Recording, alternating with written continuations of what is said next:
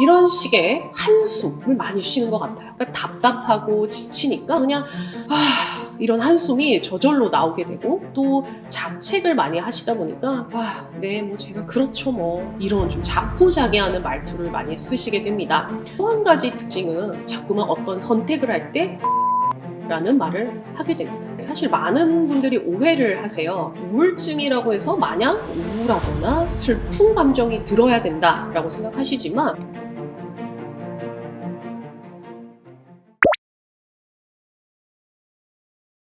네. 우울증에 걸리게 되면 생각의 변화가 좀 나타나긴 하는데요. 크게 세 가지 특징이 있습니다. 정신건강의학과적으로는 이걸 벡스 트리아드라고도 하는데, 특히 첫 번째는 과거에 대한 후회나 자책감. 그러니까 그때 내가 좀 이렇게 할 걸, 그렇게 하지 말 걸, 이런 생각을 하게 되고, 두 번째는 이제 현재 자기 자신에 대한 과도한 죄책감이나 자기 혐오가 특징이에요. 역시 난 안 돼. 역시 난 바보야. 이런 생각을 하게 되고요. 마지막 세 번째는 미래에 대한 부정적인 전망을 하게 됩니다. 어차피 해도 안 될 건데, 미래에도 달라질 게 없어. 그리고 또 한 가지 특징은 이제 터널 시야라고 해서요. 점점 시야가 좁아져요. 그러니까 현재 겪고 있는 문제를 해결할 수 있는 다양한 방법이 있음에도 불구하고 이 문제를 해결할 방법은 아무것도 없고 그냥 다 포기하고 싶어 합니다. 결국 이제 이런 생각들 때문에 우리가 극단적인 생각까지 하게 될 수 있어요. 그래서 우울증이 굉장히 위험할 수 있고 적극적인 치료가 꼭 필요하다는 거를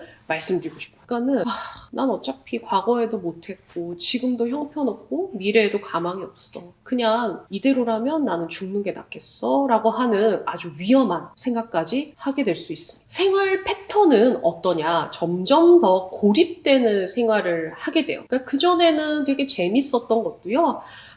다 재미도 없고 막 만사 귀찮고 손 하나 딱 하기 싫고 사람에 대한 관심도 많이 줄고요. 그냥 사람 만나는 것 자체가 두렵거나 혹은 귀찮아져서 자꾸 연락도 피하고 집에만 있게 돼요. 그렇다고 집에서도 뭘 막 활기차게 하느냐? 그것보다는 그냥 침대에 누워만 있고 마치 젖은 손뭉치처럼 쭉 늘어지는 아주 무기력한 생활 패턴을 보이게 되는 게 특징입니다.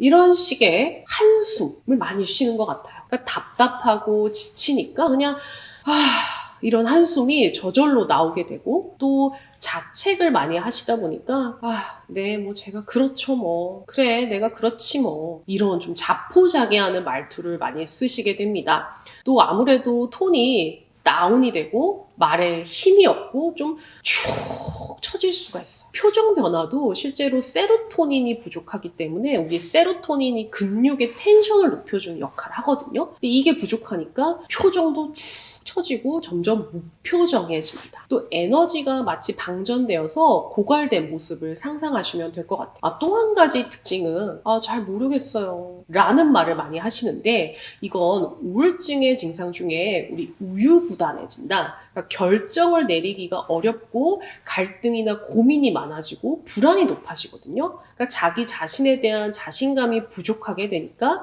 자꾸만 어떤 선택을 할 때 모르겠다라는 말을 하게 됩니다.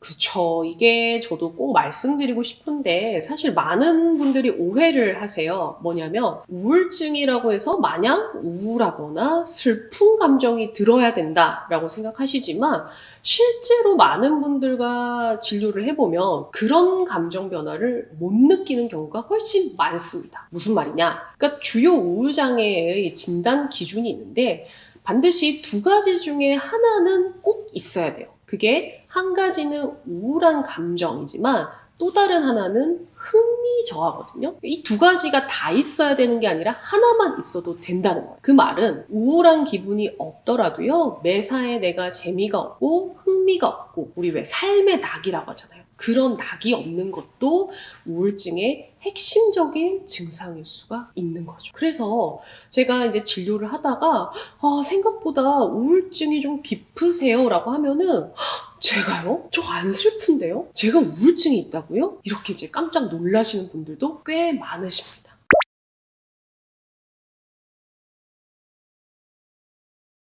네, 이것도 사실 뭐 사람마다 다 조금씩은 다르지만 대체로 이 4단계의 순서로 좋아진다라고 알려져 있는데요. 첫 번째 단계는 이제 제대로 치료가 시작되고 나서 한 1주에서 2주차쯤 됐을 텐데 먼저 뭐 잠을 못 잤다거나 그러니까 불면이나 아니면 너무 자도 피곤해 이런 과수면 같은 수면 증상이 먼저 좀 좋아져요.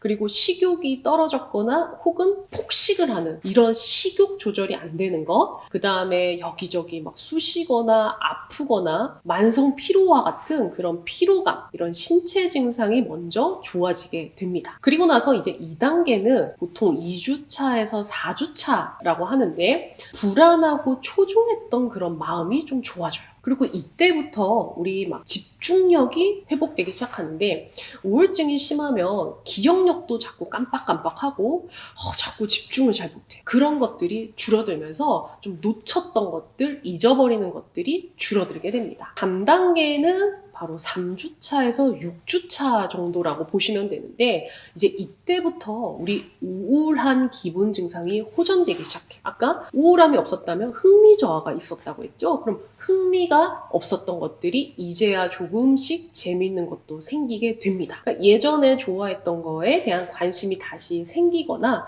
아니면 새로운 것에 대한 관심이나 호기심, 뭔가 새로운 거를 좀 해볼 마음이 생겨요 하는 게 바로 이때예요. 그래서 중요한 게 우리가 우울증 치료를 시작하고 나서요, 효과가 없는 것 같아요 라고 너무 섣불리 생각하시면 안 된다는 거예요. 이때부터 우리가 적어도 한 달 정도는 기다려봐야 우울감이 좋아지는구나 라는 거를 좀 알고 계셔야지 지치지 않을 것 같아요. 그래서 요때 이제 효과가 있는지 없는지에 대한 판단을 내리게 되고 이 앞에 뭐 치료를 해봤자 소용없어 하고 중단한다든지 아니면은 글쎄 뭐 이 약이 먹어봤자 소용없는 것 같은데 이런 생각은 섣불리 하지 않는 게 중요합니다. 그리고 이제 마지막 단계가 보통 6주에서 12주차쯤이라고 보시면 되는데 이때 이제 나의 자존감이 좀 회복이 되기 시작해요. 자신감이나 자존감, 삶의 질 이런 것들이 조금 더 회복되는데 예를 들면 내가 뭔가 하고 있는 일이 좀 이렇게 가치가 있구나 이런 생각도 좀 하게 되고요. 내가 그전에는 내가 왜 살아야 되는지 내가 살 가치가 없는 사람이야 라고 생각을 했다면 그래 나도 좀 살아볼만 해. 나도 좀 그래 살고 싶은 마음이 좀 생겼어. 이런 생각들을 하시게 되고 또 사회적으로 뭐 모임이나 직업이나 이런 활동들을 다시 조금 더 적극적으로 참여할 수 있게 됩니다. 그래서 대체로 이런 사회적 기능은 기분의 호전이 있고 나서야 온다는 거를 알고 계시면 좋을 것 같아요. 우울증도 이제 증상에 따라서 좀 다르지만 가장 효과적인 방법은 약물 치료라고 볼 수 있는데 근데 물론 그 외에도요 정기적 자극을 준다든지 혹은 자기장 치료를 한다든지 이런 방법들도 있긴 있습니다. 근데 대표적으로 가장 흔하게 하는 치료법은 약물 치료라고 보시면 돼요. 근데 제가 꼭 여러분들께 말씀드리고 싶은 건 우리 정신과 약 뭐 우울증 약을 먹으면 막 침 질질 흘리고 막 하루 종일 막 졸리고 아니면은 이 약에 막 의존이 돼가지고 평생 못 끊고 이런 거 아닌가요? 혹은 정신과 약 너무 독하다던데 이거 먹어도 되는 거예요? 이런 질문들을 정말 많이 하세요. 이게 좀 안타깝기도 하고 좀 답답하기도 한데요. 우울증의 약의 종류는 생각보다 굉장히 다양합니다. 그래서 어떤 약을 쓰느냐에 따라 어떤 건 좀 졸리기도 하고 어떤 거는 잠이 깨기도 해요. 그리고 어떤 약은 불안을 낮추는 데 좀 더 도움이 되고 어떤 약은 활기를 높이는 데 도움이 되기도 합니다. 그래서 단순하게 우울증 약은 뭐 이렇다 저렇다 이렇게 말하기 좀 어렵고요. 그리고 우울증 약은 의존성이 생기지가 않아요. 그러니까 평생 먹어야 되는 약이 절대 아니다 라는 것도 꼭 말씀드리고 싶고요. 또 한 가지 약의 부작용은 굉장히 사람마다 또 다양하게 나타납니다. 똑같은 약을 먹어도요. 어떤 분은 잠이 오고 어떤 분은 또 잠이 깬다고 하세요. 참 신기하죠. 어렵기도 한데요. 그래서 항상 담당 주치의와 소통하면서 내 상태에 맞춰서 약을 적절하게 조절하는 것이 너무나 중요하다. 그리고 반드시 우울증은 좋아질 수 있다 라는 거를 꼭 말씀드리고 싶습니다. 여러분 오늘은 우울증에 대해서 얘기를 나눠봤는데 여러분들의 궁금증이 좀 해소가 되셨을까요? 만약에 더 궁금한 게 있으시다면 댓글로 좀 남겨주셔도 좋지 않을까 생각을 하고요. 저는 지금까지 정신건강의학과 전문의 박서희였습니다. 감사합니다.